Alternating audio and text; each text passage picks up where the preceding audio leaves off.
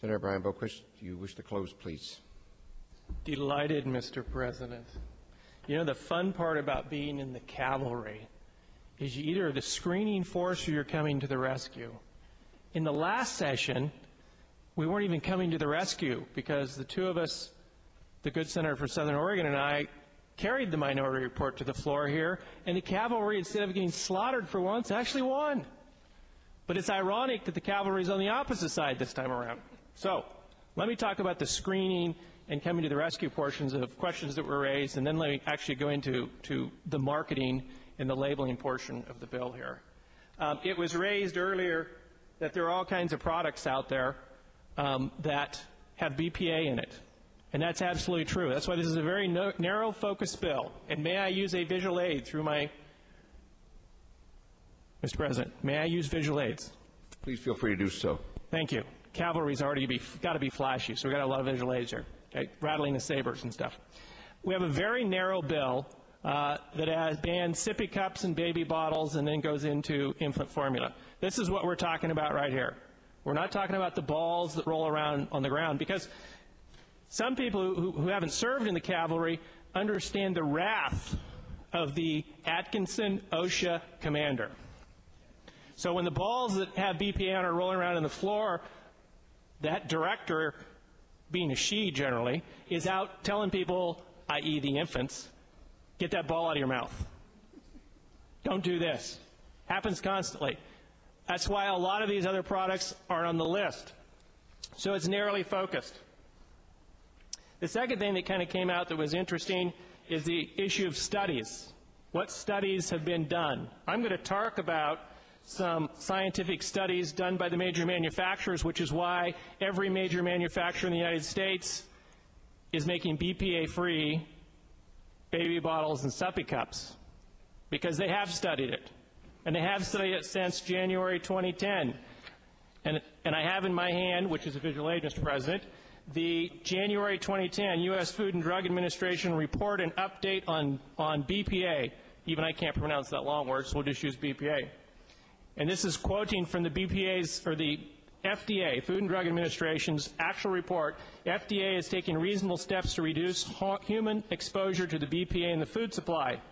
These steps include supporting the industry's action to stop producing BPA-containing baby bottles and infant feeding cups for the U.S. market. For those acronyms, that's a suppy cup.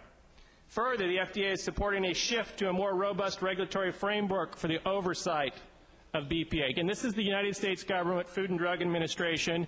You know, whether you believe the federal government or not, that's a different thing. Interim Human Health Recommendations, Food and Drug Administration, January 10. At this interim stage, the FDA supports regional steps to reduce exposure of infants to BPA in the food supply. In addition, Food and Drug Administration will work with industry to support and evaluate manufacturing practices and alternative substances, I'm going to get to that in a little bit, that can reduce exposure, so on and so forth. As to the issue of the fiscal, how did we get to the labeling piece right now?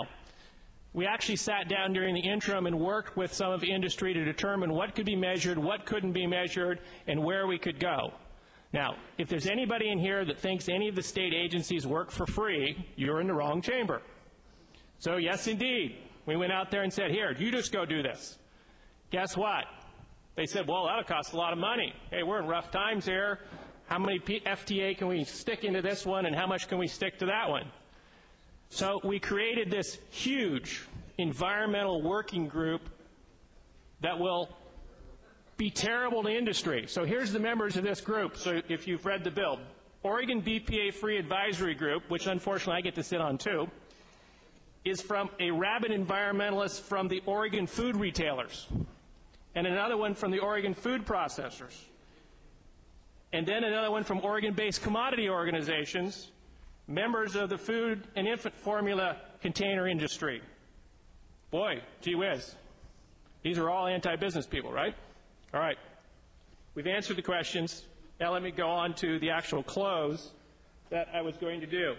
There are three components to this bill, and we've talked about two of them. First one is what we're banning.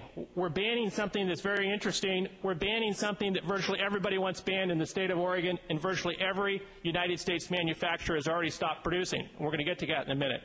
The second thing, the issue of WIC. The products already exist. You have on your tables a color sheet, because I love color here. And on there, if you look on there, it says which companies are going BPA free. So you know, over 100,000 employees working for dozens of major retailers in the state of Oregon have gone BPA free. So if we want to support 12,000 employees at Safeway, it's a great idea. If we don't, then it's a bad idea. If we want to support Whole Food Markets in Bend, great idea. If you don't, bad idea. If we want to support Oregon's Choice Gourmet down in Otter Rock and Newport, it's a good idea. If you don't want to support Oregon Industries, it's a bad idea. You can look through the material that's in front of you there. The key thing here is we have an Oregon, made in Oregon logo. We're here as the Oregon legislature.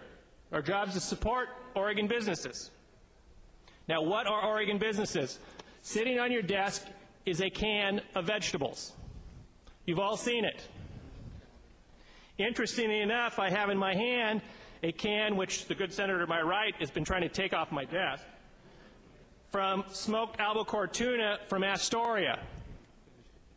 I have another can from Toledo, packaged in tomato tuna, and ironically enough, I have one of those evil California cans, but you know what? It's BPA free. This product takes 40% more in dollars on the market than our Oregon products. You put an Oregon label that says made in Oregon, BPA free, certified in here, and it is 40% more dollars into the local communities. Now, what does that mean in the state of Oregon? Unfortunately, the federal government's clear back in 2010 census, and you have that on your desk. However, in 2009, according to the Oregon Department of Agriculture, we processed in fruit and vegetable canning and drying here in the state of Oregon and put in what will be BPA-free cans in the future $1.6 billion out of this state. Now, let's just say we were the first to have a BPA-free label certified onto the market, and we could increase that take by 40%. That's $600 million in new tax revenue, boys and girls. This is great. This is a business deal. If you take the time, again, to look at some of the material that I put in front of you in each district, I passed it out. This census report here. For example, in Yamhill County, that the good senator was asking all kinds of questions about, it's a lovely thing about being the closer. There's $58 million in canned products in that district. If you add 40% market advantage with a BPA-free label onto that, that's a lot of money and a lot of jobs in Yamhill County. What we tried to do here, and we sat down with industry, was say, where are we with the science? I just showed you a can of tuna fish that's already BPA-free. The notion that it's not out there is false.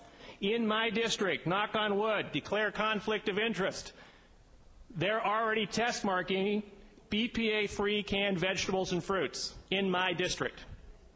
Right now. Technology's here.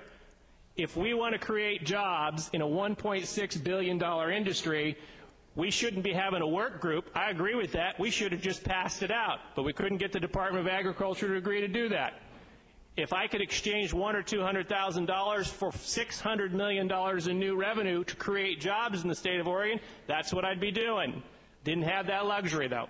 So instead, I'm banished as the failing cavalry commander to sit on the task force group with the committee and industry and come up with a standard. And the faster we do that, the better off we are. If we'd passed the bill with an emergency clause, we could be out on the street in 60 days, making more jobs, getting a higher value for our product in the state of Oregon, had we done it that way. The unfortunate situation is we weren't in that.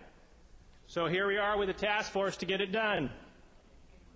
And I would tell you, the sooner we get this out, which is a BPA-free label, the sooner we will create more jobs in our agricultural industry. So this is a jobs bill. Don't think anything else. Thank you, Mr. President.